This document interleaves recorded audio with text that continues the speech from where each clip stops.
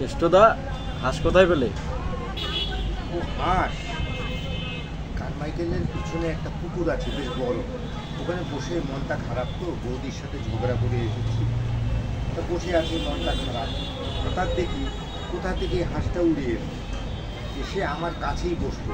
আমি তাকে ধরলাম, ভাবলাম যদি জাদুঘরি হাঁস নাকি?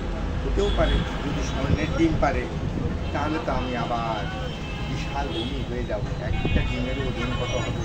আর সবচেয়ে বড় কথা হলো গিয়ে, যদি সত্যি সত্যি হয়, আমি কিন্তু একবারে হাঁসটার ডিম পাওয়ার জন্য এটাকে করবো না, মানে মেরে ফেলবো না।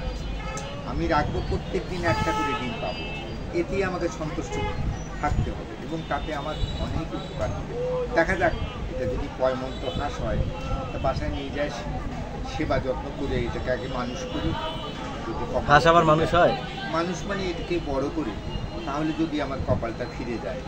আপনি কি বলেন? জি জি।